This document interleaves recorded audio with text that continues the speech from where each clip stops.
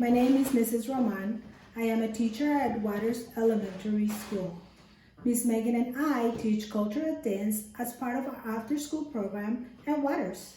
This video is part of a new online learning initiative by Chicago Arts Partnership in Education, CAPE. My daughter Delilah and I will be reading a book about Gerald, the giraffe who wants nothing more than to dance. Giraffes Can Dance by Giles Andre, illustrated by Guy Parker Reese. Gerald was a tall giraffe whose neck was long and thin, but his knees were awfully crooked and his legs were rather thin. But when he tried to run around, he buckled at the knees. Now every year in Africa, they hold the jungle dance where every single animal turns up to skip and prance. And this year, when the day arrived, poor Gerald felt so sad because when it came to dancing, he was really very bad.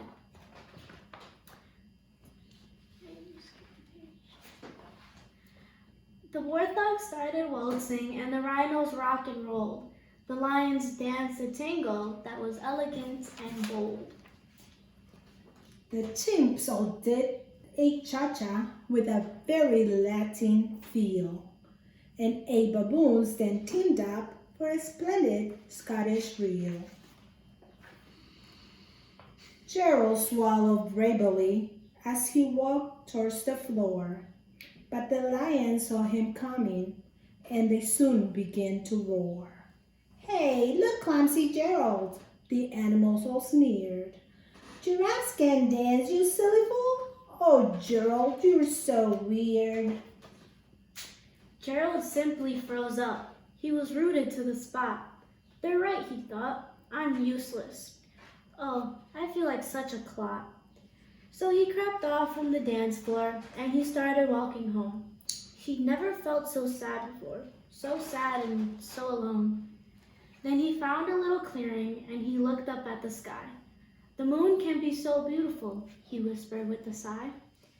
"Excuse me," coughed a cricket, who'd seen Gerald earlier on. "But sometimes when you're different, you just need a different song." Listen to the swaying grass and listen to the trees. To me, the sweetest music is those branches in the breeze. So imagine that the lovely moon is playing just for you. Everything makes music if you really want it to. With that, the cricket smiled and picked up his violin. Then Gerald felt his body do the most amazing thing. His hooves had started shuffling, making circles on the ground. His neck was gently swaying, and his tail was swishing round. He threw his arms out sideways, and he swung them everywhere. Then he did a backward somersault and leaped up in the air. Gerald felt so wonderful. His mouth was open wide. "I am dancing. Yes, I am dancing. I am dancing," Gerald cried.